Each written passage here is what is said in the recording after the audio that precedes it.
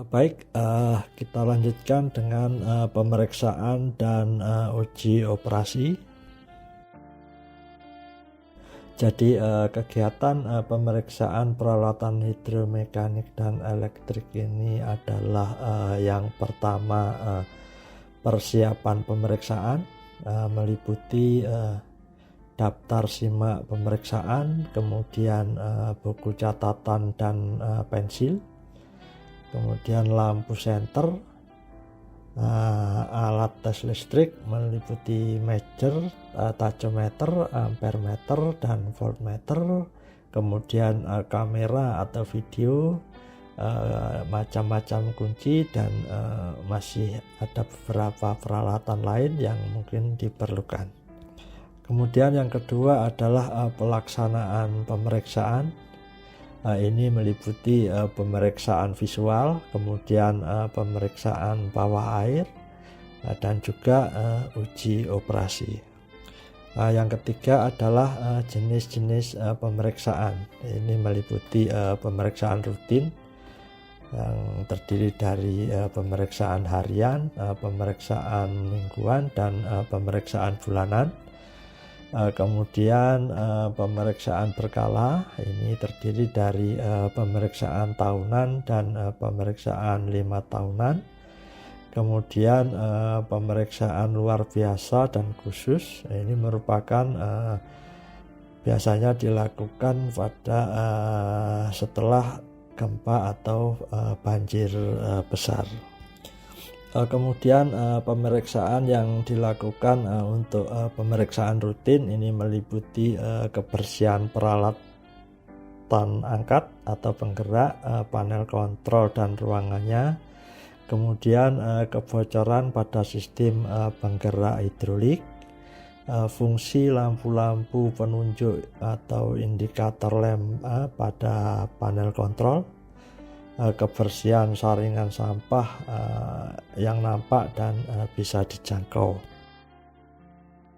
Kemudian yang dilakukan untuk pemeriksaan tahunan, ini yang pertama pemeriksaan daun pintu dan komponennya dengan sasaran yaitu pemeriksaan daun pintu dengan sasaran kerusakan akibat kavitasi dan korosi, kemudian terjadi retak pada bagian-bagian struktur daun pintu, terutama jika ada cat yang terkelupas. Kemudian pemeriksaan karet perapat atau seal untuk mengetahui kondisinya pecah, robek, atau sudah mengeras. Kemudian roda utama maupun roda pengarah kondisinya macet atau kurang pelumasan. Kemudian kondisi cat seluruh permukaan dan pintu masih baik, terkelupas atau kotor. Kemudian yang kedua yaitu pemeriksaan rangka pengarah atau guide frame dengan sasaran kerusakan akibat korosi, kemudian bengkok atau permukaan bergelombang karena beban.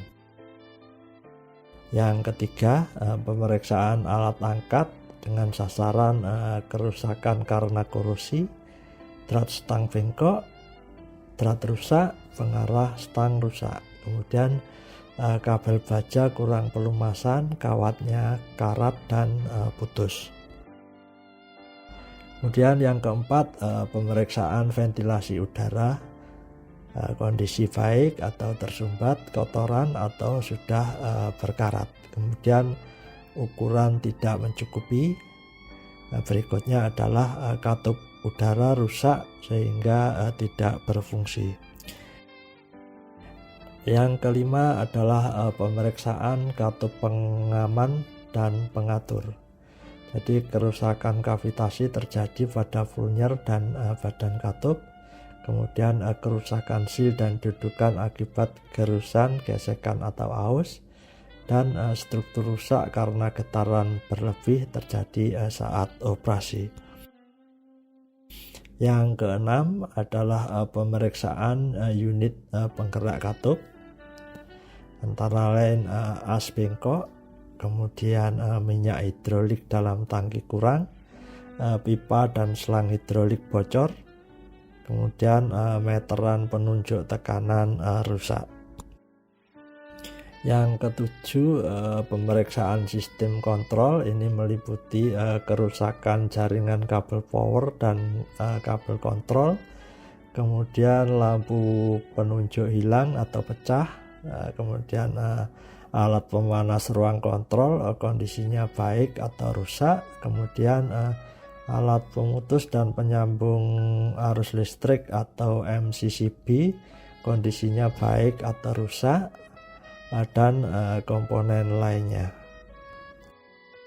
Kemudian pemeriksaan 5 tahunan.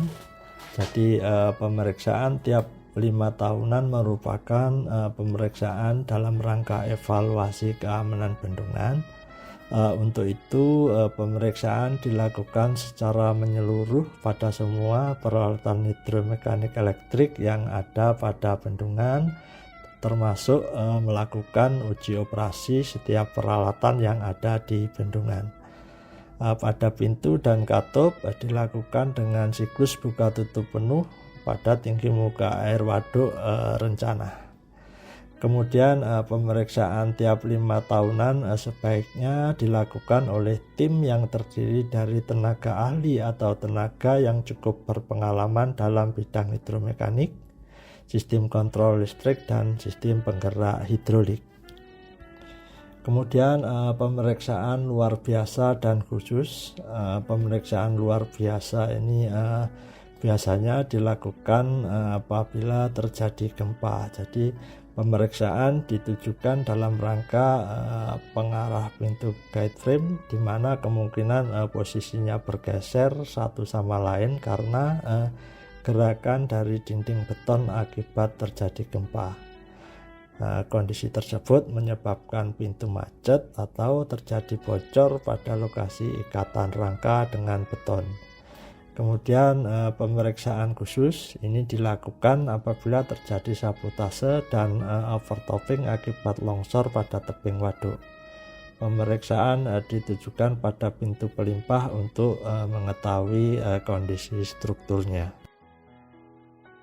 Baik, kita lanjutkan dengan pemeriksaan detail tiap tipe pintu dan katup.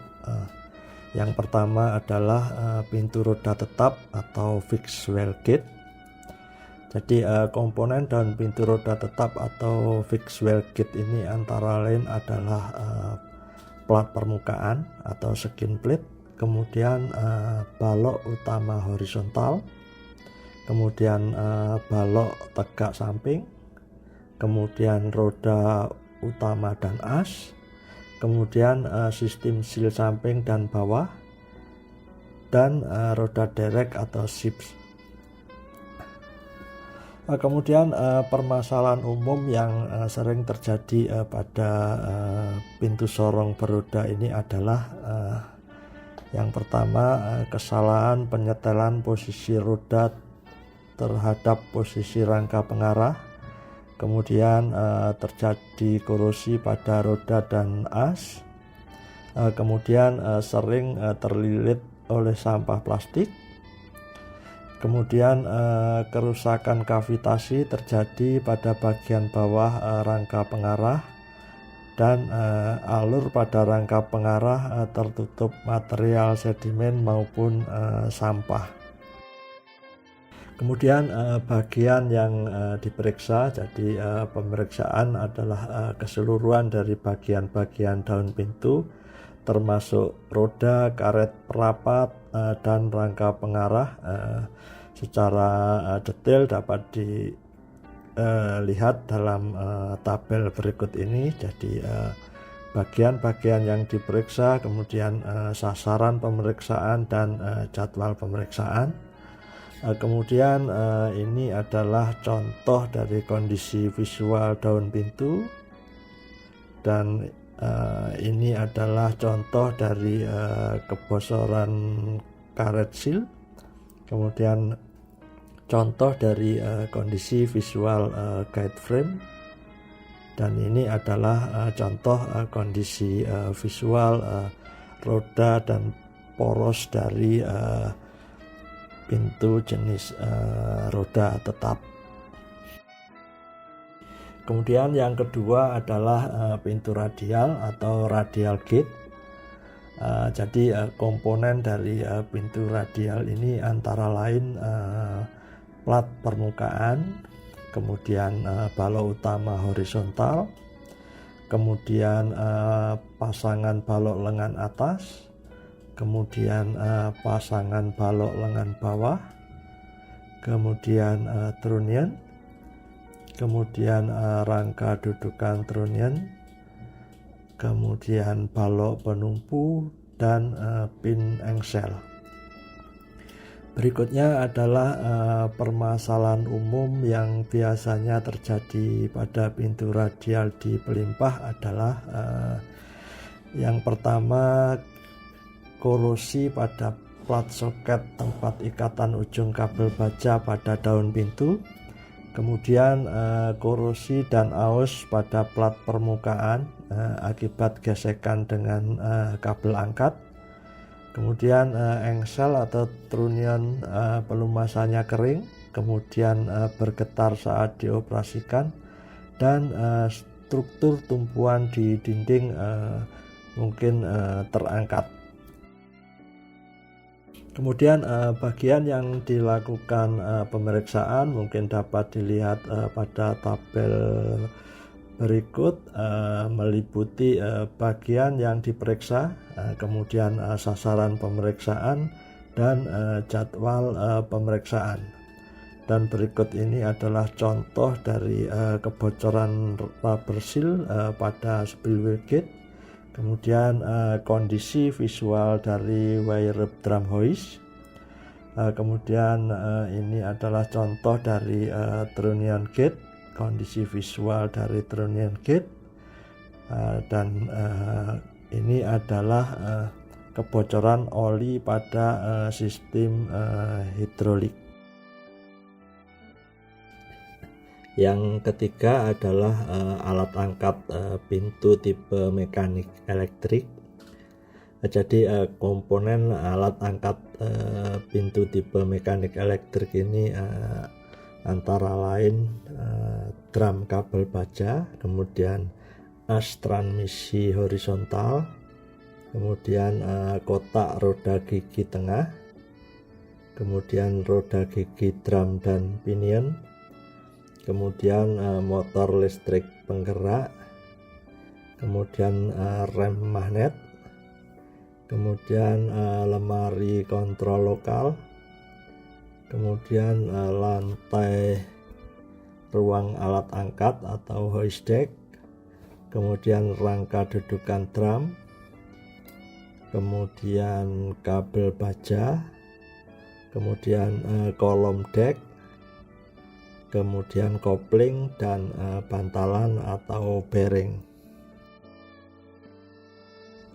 Kemudian komponen alat angkat tipe mekanik elektrik yang ada di atas pier.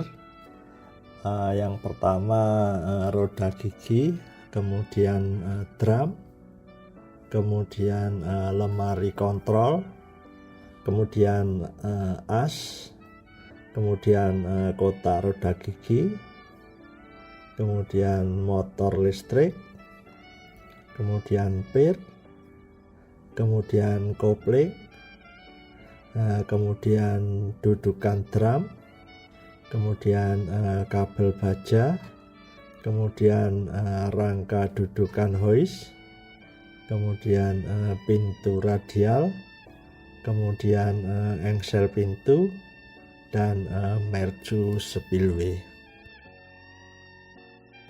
Kemudian permasalahan umum yang sering terjadi pada tipe mekanik elektrik adalah suara tidak normal pada pasangan roda gigi, baik roda gigi terbuka maupun tertutup. Kemudian temperatur motor listrik. Jadi apabila melebihi temperatur batas maksimum berdasarkan data pabrikan, maka perlu dicari penyebabnya dan dilakukan pencegahan. Kemudian kerja peralatan saklar pembatas atau limit switch. Di sini perlu dipastikan apakah pintu berhenti secara otomatis sesuai rencana atau kondisi. Apabila pintu tidak bisa berhenti secara otomatis pada posisi yang ditentukan, perlu dilakukan penyetelan kembali atau dibersihkan dari kotoran. Jadi untuk limit switch yang terdapat pada aktuator, penyetelannya harus dilakukan oleh ahlinya atau petugas dari pabrikan. Kemudian bantalan untuk tumpuan astram atau roda gigi. Apabila terjadi temperatur panas yang berlebihan, maka perlu dilakukan pemeriksaan terhadap pelumasnya. Kemudian bagian yang perlu diperiksa dapat dilihat pada tabel berikut yang meliputi bagian yang diperiksa, kemudian sasaran pemeriksaan, dan jadwal pemeriksaan.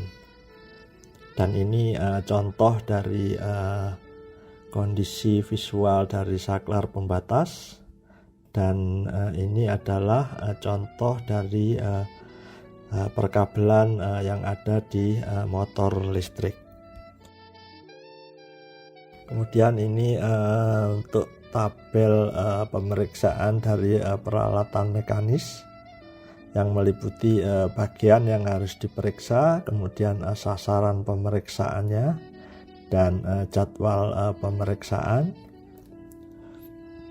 Dan ini adalah contoh dari motor di mana perlu diperiksa terhadap panas berlebih, kemudian kondisi pelumasan dari roda gigi, dan kondisi visual dari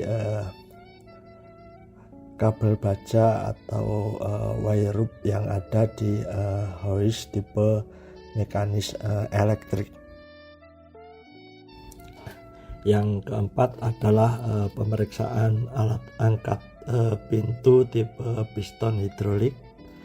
Jadi komponen alat angkat pintu tipe piston hidrolik ini adalah yang pertama tangki minyak hidrolik, kemudian motor listrik, kemudian pompa, kemudian katup pelepas tekanan, kemudian katup pengarah, kemudian katup pengatur aliran, kemudian katup cek atau cek valve, kemudian silinder, kemudian pintu, kemudian pengukur tekanan, dan pipa atau selang hidrolik. Sedangkan permasalahan umum yang sering terjadi pada sistem hidrolik ini adalah kebocoran minyak hidrolik, kemudian kesalahan penyetelan pada katup-katup pengatur aliran dan tekanan, kemudian minyak hidrolik yang sering bercampur dengan air atau kotoran lainnya, dan terjadi lengket pada katup dan saklar. Kemudian bagian yang diperiksa bisa dilihat pada tabel berikut yang meliputi bagian yang diperiksa, kemudian sasaran pemeriksaan dan jadwal pemeriksaan. Dan ini adalah contoh pemeriksaan minyak dalam tangki hidrolik, kemudian kondisi kebocoran oli pada silinder hidrolik dan pada hidrolik power unit. Kemudian berikutnya adalah alat penunjuk tekanan hidrolik. Yang kelima adalah pemeriksaan katup sorong atau gate valve. Jadi katup sorong ini dapat digunakan sebagai katup pemeliharaan atau katup darurat. Di samping itu untuk head yang rendah dapat juga digunakan sebagai katup pengatur. Ini adalah gambar dari katup sorong atau gate valve dan komponen-komponen dari gate valve. Kemudian permasalahan yang umum terjadi pada katup sorong ini adalah yang pertama terjadi kerusakan kavitasi pada sudu, kemudian terjadi getaran pada saat operasi, kemudian terjadi kerusakan pada alur dudukan, dan sering terjadi macet pada saat buka tutup. Kemudian bagian yang dilakukan pemeriksaan dapat dilihat pada tabel berikut yang meliputi bagian yang diperiksa, kemudian sasaran pemeriksaan dan jadwal pemeriksaan. Dan ini adalah contoh dari stang angkat dari katup sorong. Kemudian kebocoran yang terjadi pada seal dari katup sorong. Kemudian yang keenam adalah pemeriksaan katup kupu-kupu atau butterfly valve. Jadi katup kupu-kupu ini sering digunakan sebagai katup pemeliharaan atau katup pengaman. Sedangkan permasalahan yang umum terjadi pada katup kupu-kupu ini adalah yang pertama, kebocoran yang terjadi di antara asudu dan dudukannya. Kemudian terjadi kerusakan kavitasi pada sudu, kemudian kebocoran pada sistem seal sudu, kemudian korosi pada badan katup, dan macet pada alat angkat sistem mekanis elektrik. Kemudian bagian yang dilakukan pemeriksaan pada katup kupu-kupu ini dapat dilihat pada tabel berikut yang meliputi bagian yang diperiksa, kemudian sasaran pemeriksaan dan jadwal pemeriksaan. Dan ini adalah contoh dari kondisi visual katup kupu-kupu dan cara memeriksa kebocoran pada katup kupu-kupu, yaitu dengan cara menutup penuh katup kupu-kupu yang berfungsi sebagai katup pemeliharaan dan membuka katup kontrol, sehingga kebocoran yang terjadi pada katup kupu-kupu yang dalam kondisi tertutup penuh dapat terlihat dari mulut outlet. Baik, yang ketujuh adalah pemeriksaan katup lubang pancar atau hollow jet valve.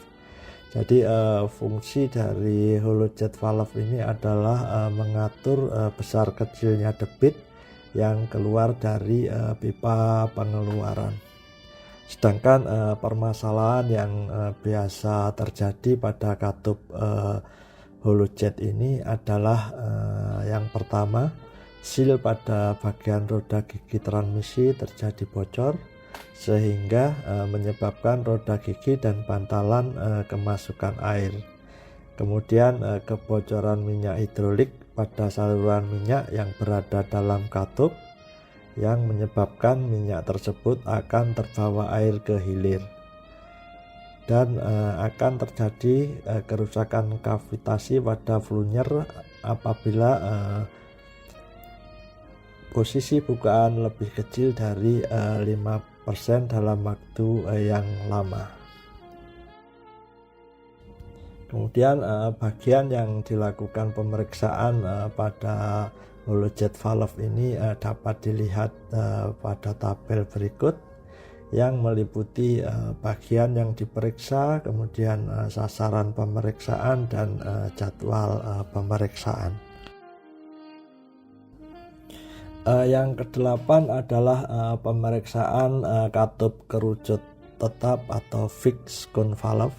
Jadi fungsi fixed cone valve ini sebagai katup kontrol, yaitu untuk mengatur besarnya debit yang keluar dari pipa outlet.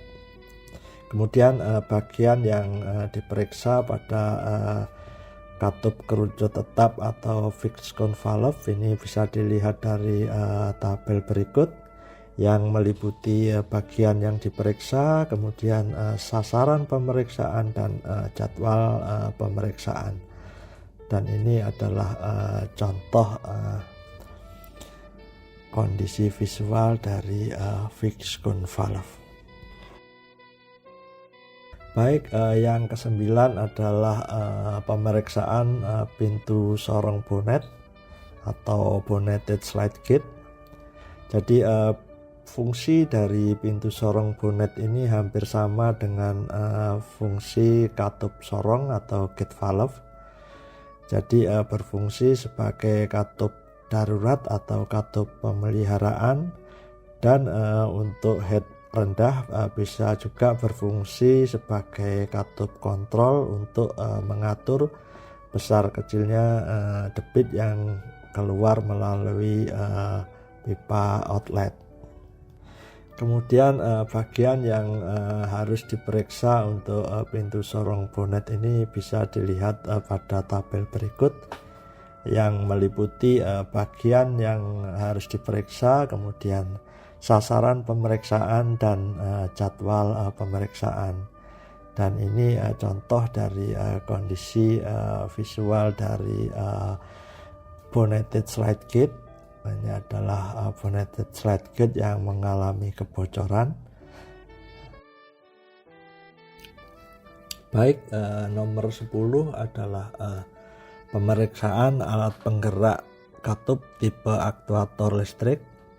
Aktuator ini merupakan sistem transmisi roda gigi tertutup yang dilengkapi dengan penggerak motor listrik, penggerak manual, penunjuk posisi, dan peralatan elektrik sebagai sistem kontrol berupa saklar pembatas untuk membatasi torsi berlebih dan membatasi posisi buka tutup penuh.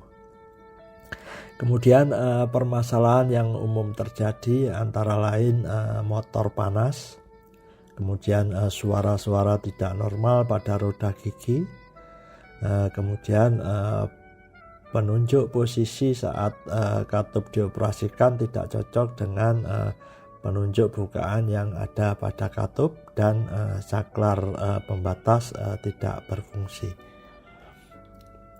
Kemudian bagian yang dilakukan pemeriksaan pada tiap kegiatan pengoperasian dilakukan dengan cara meraba panasnya motor, kemudian mendengar suara-suara tidak normal pada roda gigi, kemudian mengecek penunjuk posisi saat katup dibuka atau ditutup, dan mengamati kerja dari saklar pembatas. Berikutnya adalah pemeriksaan panel kontrol listrik.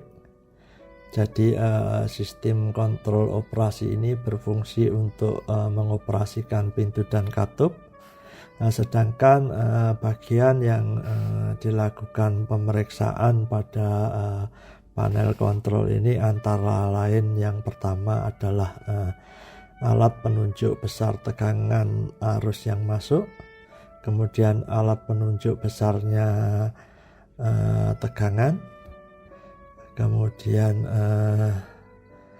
alat penunjuk posisi pintu atau katup saat buka tutup atau position indicator, kemudian saklar tekan untuk membuka, menutup, dan memberhentikan operasi, kemudian lampu penunjuk, kemudian pemanas ruangan panel, dan terminal sambungan kabel kontrol. Kemudian nomor 12 adalah pemeriksaan alat angkat tipe gantry crane. Jadi gantry crane adalah struktur baja yang dilengkapi dengan mekanis pengangkat, dan crane ini bergerak di atas sepasang rel yang berfungsi sebagai alat angkat stop lock. Dan ini adalah contoh dari gantry crane. Kemudian pemeriksaan yang dilakukan pada gantry crane ini bisa dilihat pada tabel berikut yang meliputi item yang diperiksa, kemudian sasaran pemeriksaan dan jadwal pemeriksaan. Kemudian yang ini adalah pemeriksaan pada saat operasi, meliputi item yang diperiksa, kemudian sasaran pemeriksaan dan jadwal pemeriksaan. Dan ini adalah contoh dari kondisi visual alat angkat yang ada di gantry crane. Berikutnya adalah pemeriksaan alat angkat tipe penggerak tenaga orang atau handwheel. Dan bagian yang diperiksa bisa kita lihat di tabel berikut yang meliputi item yang diperiksa, kemudian sasaran pemeriksaan dan jadwal dari pemeriksaan. Dan ini adalah contoh kondisi visual dari alat angkat tipe penggerak tenaga orang. Kemudian pemeriksaan yang dilakukan pada saat operasi bisa kita lihat pada tabel berikut yang meliputi item pemeriksaan, sasaran pemeriksaan dan jadwal pemeriksaan. Dan ini adalah contoh dari pemeriksaan yang dilakukan pada saat peralatan beroperasi. Baik, berikutnya adalah pemeriksaan ventilasi udara. Jadi ventilasi udara ini berfungsi untuk menyalurkan udara dari luar ke dalam konduit pada saat pintu dibuka, sehingga tidak terjadi tekanan negatif pada konduit. Di samping itu ventilasi juga berfungsi sebagai jalur keluar udara dari konduit pada saat konduit diisi air. Dan ini adalah contoh dari ventilasi udara. Kemudian bagian yang dilakukan pemeriksaan untuk ventilasi udara bisa dilihat pada tabel berikut yang meliputi item yang diperiksa, kemudian sasaran pemeriksaan dan jadwal pemeriksaan. Dan ini contoh dari kondisi visual dari katup udara, jadi air valve dan air fan. Baik, berikutnya yaitu pemeriksaan pipa konduit atau penstock. Jadi yang pertama adalah pemeriksaan awal atau visual. Jadi pemeriksaan awal ini merupakan pemeriksaan atau asesmen awal yang mencakup pemeriksaan visual menyeluruh terhadap item-item berikut, misalnya kondisi dinding penstock, kemudian sambungan las, kemudian baut dan keling, expansion joint, katup udara, katup kontrol, anchor block dan penyangganya, serta alat-alat yang lain termasuk lining dan coating. Dan ini adalah contoh dari hasil pemeriksaan visual. Kemudian berikutnya yaitu pemeriksaan rinci. Biasanya kita menggunakan teknik non-destructive test atau NDT untuk item-item khusus yang dianggap mengkhawatirkan ketika dilakukan pemeriksaan awal. Jadi dengan mencatat pengukuran ketebalan penstock seal atau dinding penstock dengan menggunakan metode non-destructive test atau NDT di beberapa lokasi tertentu di sepanjang penstock. Pekerjaan ini bisa digabungkan dengan asesmen pendahuluan yang dijelaskan di atas. Metode pelaksanaan kegiatan pengukuran ketebalan dinding penstock dapat dilihat pada flowchart atau bagian alir di bawah ini. Jadi yang pertama adalah menandai bagian yang akan diukur, kemudian menghilangkan lapisan cat, mengukur ketebalan cat, dan memperbaiki lapisan cat yang sudah kita gunakan untuk pengukuran. Kemudian yang ketiga adalah mengevaluasi data yang didapat selama inspeksi penstock. Jadi evaluasi tersebut mencakup jenis-jenis pekerjaan yang terkait dengan data dan analisis tekanan dan penentuan apakah sebuah penstock masih sesuai dengan kriteria desain yang ada atau tidak. Kita lanjutkan dengan kegiatan pemeriksaan peralatan bawah air. Yang pertama yaitu pemeriksaan bawah air dengan menggunakan penyelam. Jadi prosedur penyelaman adalah sebagai berikut.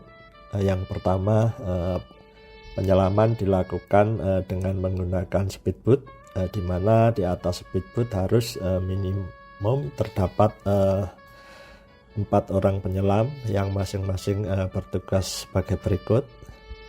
1 orang penyelam dengan peralatan selam yang lengkap, kemudian 1 orang penyelam cadangan dengan peralatan selam yang lengkap, di mana sewaktu-waktu terjadi kecelakaan pada penyelam, maka penyelam cadangan yang bertugas menolong atau melanjutkan pekerjaan penyelam. Kemudian penyelam yang bekerja dalam air dengan kedalaman 20 meter hanya diperkenankan berada dalam air selama 25 menit. Kemudian 2 orang yang membantu memasang peralatan selam serta 1 orang bertugas mengatur tali pengarah posisi dan kedalaman penyelaman, dan 1 orang lain bertugas mengatur kabel CCTV. Kemudian yang kedua, diving supervisor ini bertanggung jawab untuk memberi pengarahan posisi kamera CCTV dan posisi gas O2 yang disuplai dari atas. Komunikasi antara penyelam dan diving supervisor dengan menggunakan diving radio, dan hasil rekaman CCTV dapat dilihat pada monitor di portable panel. Dan ini adalah contoh pelaksanaan pemeriksaan bawah air dengan menggunakan penyelam. Yang pertama ini adalah alat pengontrol gas O2 yang disuplai dari atas. Kemudian gambar yang kedua adalah peralatan penyelaman yang berupa gas O2 dalam tabung besar yang disuplai dari atas. Kemudian gas O2 dalam tabung kecil, ini ada 2 buah yang dibawa oleh penyelam sebagai O2 cadangan. Kemudian helm untuk penyelaman ini yang berwarna kuning. Kemudian umbilical atau kabel warna hitam untuk menyalurkan gas O2. Kemudian pada gambar 3 ini juga peralatan penyelaman. Ini tampak ada helm untuk penyelam warna kuning. Kemudian kabel CCTV yang berwarna oranye, dan baju penyelam yang berwarna hitam. Kemudian untuk gambar yang keempat ini juga peralatan penyelaman. Tampak ada alat pengatur dan pengontrol gas O2 warna oranye, dan ada gas O2 yang disuplai dari atas, ini warna kuning dan oranye. Kemudian gambar yang kelima ini tampak diver supervisor, di mana tugasnya bertanggung jawab terhadap pelaksanaan penyelaman dan bertugas memandu kerja penyelam dengan melihat monitor CCTV. Kemudian tugas diver supervisor ini juga setelah penyelaman harus membuat laporan yang mencatat semua kondisi visual bangunan yang hasil pengamatan.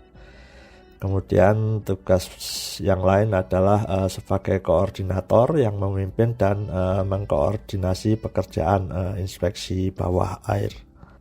Kemudian pada gambar 6 ini tampak satu orang penyelam masuk dalam air, ini dengan yang menggunakan helm kuning. Kemudian pelaksanaan penyelaman ini menggunakan boot, yang mana satu orang menyelam dibantu oleh 3 orang lain, yaitu satu orang sebagai penyelam cadangan, jadi yang akan menggantikan apabila terjadi kecelakaan kerja, dan satu orang yang mengatur tali yang dipakai penyelam untuk keamanan posisi kedalaman penyelam. Kemudian satu orang lagi yang bertugas mengatur kabel umbilical dan kabel CCTV. Dan berikutnya adalah tampak pelaksanaan penyelaman dan hasil pemeriksaan dengan penyelaman. Kemudian berikutnya adalah pemeriksaan bawah air dengan menggunakan ROV. Jadi prosedur penyelaman dengan menggunakan ROV adalah sebagai berikut. Jadi peralatan ROV itu dilengkapi dengan 4 buah baling-baling sehingga dapat berjalan dengan arah vertikal dan horizontal, serta bergerak maju ke depan dengan mundur ke belakang, dan ROV dapat digerakkan berputar dengan sudut 0 derajat sampai dengan 360 derajat, sedangkan kamera dapat digerakkan menghadap ke atas dan ke bawah. Pergerakan ROV ini dikemudikan dengan remote control oleh pilot ROV dengan melihat layar monitor pada panel ROV. Dari monitor tersebut dapat direkam kondisi objek pada kedalaman yang diinginkan dan posisi yang diinginkan. Kemudian untuk membersihkan sedimen di atas permukaan objek dapat dilakukan dengan mendekatkan peralatan ROV pada permukaan objek, lalu baling-baling depan digerakkan dengan cepat sehingga sedimen akan terkelupas. Kemudian ini adalah contoh pelaksanaan pemeriksaan bawah air dengan menggunakan ROV. Jadi peralatan ROV dan aksesoris penunjangnya ini tampak ada portable ROV panel, kemudian genset, kemudian ada peralatan ROV-nya sendiri dan umbilical. Kemudian pada gambar yang kedua ini adalah portable ROV panel yang digunakan untuk menjalankan dan memonitor serta merekam kegiatan ROV dalam air. Jadi di sini tampak pilot ROV dan remote control yang digunakan untuk menggerakkan ROV di dalam air. Dan di gambar yang ketiga ini tampak ROV sudah dimasukkan ke dalam air yang dikendalikan menggunakan remote control oleh operator ROV. Dan berikutnya ini adalah hasil pemeriksaan bawah air dengan menggunakan ROV. Kemudian setelah kita bahas tentang pemeriksaan visual, kemudian kita lanjutkan dengan uji operasi pintu dan katup, di mana fungsi dari uji operasi ini adalah untuk memastikan bahwa dalam kondisi darurat pintu dan katup ini siap untuk dioperasikan. Kemudian yang pertama, pedoman uji operasi untuk pintu pelimpah. Yang pertama, rencana uji operasi pintu pelimpah dengan bukaan 10% pada kondisi muka air waduk tinggi. Uji operasi pintu pelimpah pada kondisi muka air waduk tinggi dengan operasi siklus buka tutup penuh. Ini akan melepas air dengan debit yang besar ke hilir, dan hal ini tidak hanya akan mengurangi volume air waduk saja, tetapi dapat merusak sungai yang ada di hilirnya. Jadi uji operasi pintu pelimpah pada saat muka air waduk tinggi sebaiknya mengikuti kriteria sebagai berikut. Jadi yang pertama, buka pintu 10% dari total lintasan, kemudian ditutup. Nah, apabila lebih dari setahun pintu tidak pernah dioperasikan sehingga kondisi dan kemampuan operasinya tidak dapat dipastikan atau diragukan, maka bukaan 10% tersebut harus dilakukan secara bertahap seperti prosedur di bawah ini. Yang pertama, buka pintu seperti membuat celah kecil atau bukaan minimum seperti membentuk bocoran, kemudian tutup kembali.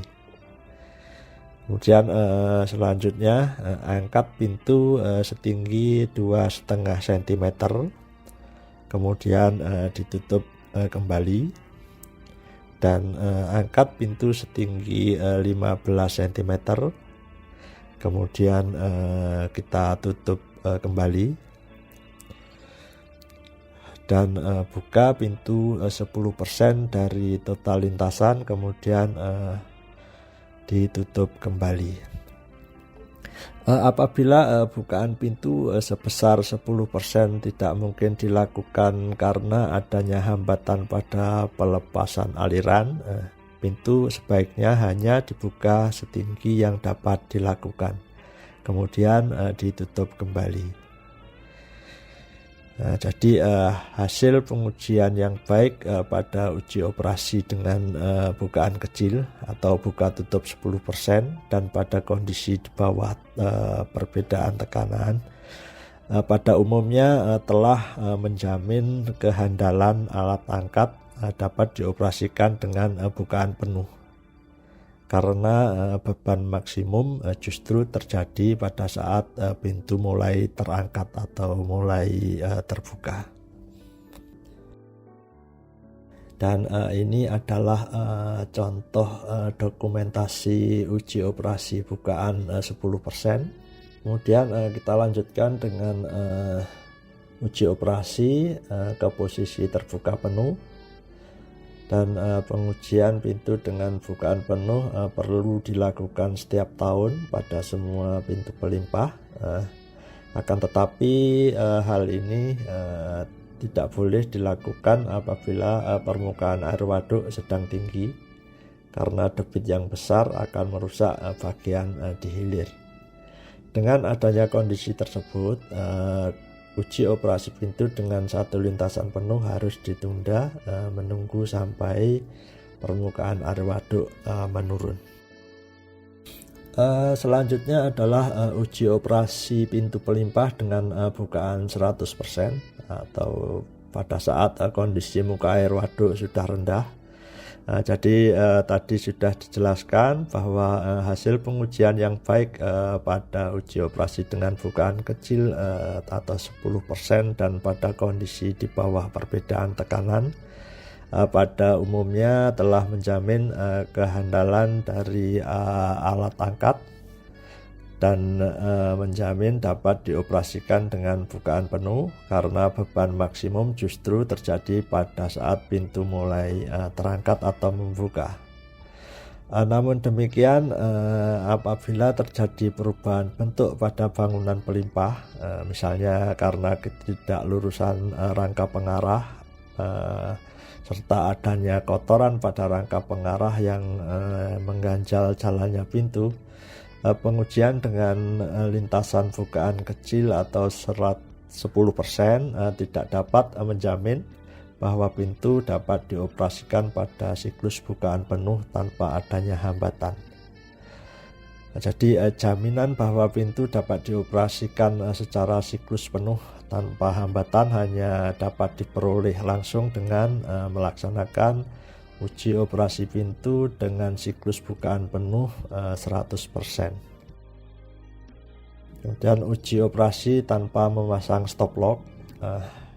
Jadi untuk menghindari kerusakan sungai dan bahaya di hilir, uji operasi pintu pelimpah dengan bukaan 100% di bawah tekanan tidak seimbang sebaiknya mengikuti kriteria sebagai berikut.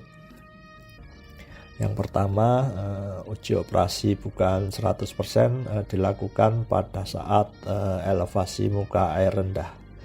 Jadi elevasi muka air dapat diturunkan dulu secara bertahap sebelum uji operasi dilaksanakan. Uji operasi dengan elevasi muka air semakin rendah akan meminimalisir kerusakan atau bahaya yang terjadi di hilir sungai. Kemudian uji operasi dapat dilakukan secara bertahap dengan bukaan 10%, 20%, 30%, sampai dengan 100%. Apabila pintu tidak dapat membuka atau menutup penuh pada tiap posisi atau gagal fungsi pada setiap pengujian yang dilakukan, pengujian harus dihentikan, kemudian dicari penyebab kegagalannya. Dan perbaikan dapat dilakukan sesuai dengan jadwal perbaikan menyeluruh yang telah dibuat, tergantung dari kondisi kerusakannya. Setelah perbaikan selesai, pengujian ini bisa dilanjutkan kembali. Kemudian uji operasi dengan memasang stop lock. Apabila kondisi muka air waduk terus tinggi dan tidak dapat diturunkan sehingga uji operasi dengan pembukaan pintu penuh tidak dapat dilakukan, maka uji operasi harus ditunda sampai kondisi memungkinkan atau uji operasi dapat dilakukan dengan memasang balok sekat atau stop lock. Uji operasi pintu pelimpah dengan bukaan 100% di bawah tekanan seimbang atau dipasang stop lock sebaiknya mengikuti kriteria sebagai berikut. Yang pertama, pasang semua stop lock di slot stop lock yang ada di hulu pintu pelimpah. Kemudian uji operasi dilakukan secara bertahap dengan bukaan 10%, 10%, 20%, 30%, sampai 100%.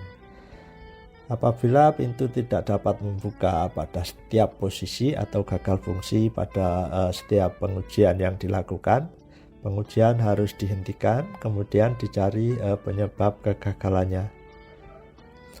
Dan setelah perbaikan selesai, pengujian harus dilanjutkan kembali. Jadi perlu dipertimbangkan perkiraan perbandingan antara biaya untuk memasang stop lock dengan biaya yang dikeluarkan dari akibat kerugian yang terjadi pada saat melakukan uji operasi pintu tanpa memasang stop lock, seperti adanya air yang terbuang dan bahaya kerusakan di hilir. Dan ini adalah contoh uji operasi bukaan 100% dengan memasang stop lock di bagian hulu dari pintu spillway. Kemudian kegiatan yang kita lakukan selama uji operasi antara lain mencatat tinggi bukaan pintu, kemudian waktu yang diperlukan untuk membuka dan menutup pintu, kemudian tekanan oli hidrolik, kemudian arus dan tegangan listrik, dan mengamati kejadian-kejadian aneh atau anomali seperti panas pada motor listrik yang berlebih, atau suara-suara tidak normal yang berasal dari roda gigi atau gearbox. Kemudian perlu juga dibuat berita acara hasil uji operasi tersebut. Baik, kita lanjutkan dengan petunjuk uji operasi pintu atau katup pada bangunan pengeluaran irigasi. Yang pertama, petunjuk uji operasi katup pengaman atau pemeliharaan. Jadi katup pengaman atau pemeliharaan ini umumnya dipasang di dekat di hulu dari katup pengatur. Namun ada juga katup pengaman atau pemeliharaan yang dipasang pada pipa pengeluaran di dalam terowong yang jaraknya jauh dari katup pengatur. Kemudian sebelum uji operasi ini perlu dibaca seluruh prosedur dan tentunya apakah ada pengaruh aliran yang merugikan. Kemudian muka air waduk harus relatif tinggi pada saat pengujian untuk memperoleh data uji yang optimal. Dan ini adalah letak dari katup pemeliharaan, ini berada di hulu dari katup pengatur. Kemudian prosedur uji operasi katup pemeliharaan pada kondisi normal adalah sebagai berikut. Langkah-langkahnya dapat kita lihat pada bagan berikut ini. Yang pertama, posisi awal katup pengaman atau pemeliharaan dan katup pengatur terbuka, katup bypass tertutup penuh. Kemudian katup pengatur ditutup penuh. Kemudian katup pengaman atau pemeliharaan ditutup 10%. Katup pengaman atau pemeliharaan ditutup penuh dan katup bypass dibuka penuh. Kemudian katup pengaman atau pemeliharaan dibuka penuh. Kemudian katup pengatur dibuka sesuai kebutuhan, katup bypass ditutup penuh. Kemudian prosedur uji operasi katup pengatur pada bangunan pengeluaran irigasi. Jadi katup pengatur pada pengeluaran irigasi umumnya dipasang pada ujung akhir dari pipa keluaran, dan katup pengatur didesain agar mampu dioperasikan pada kondisi tekanan seimbang dalam melayani bukaan pintu secara penuh maupun parsial guna memenuhi debit kebutuhan irigasi. Kemudian untuk uji operasi tekanan tidak seimbang, yang pertama posisi awal katup pengaman atau pemeliharaan dan katup pengatur terbuka, katup bypass tertutup. Kemudian katup pengatur ditutup penuh. Kemudian katup pengatur dibuka 10%. Katup pengatur dibuka penuh.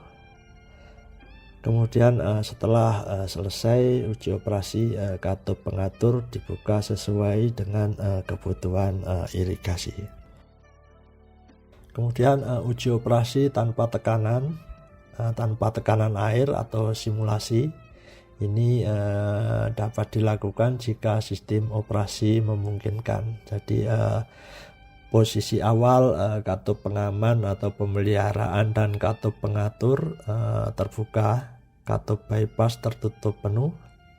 Kemudian tutup penuh katup pengatur. Kemudian tutup penuh katup pengaman atau pemeliharaan dan tutup katup bypass.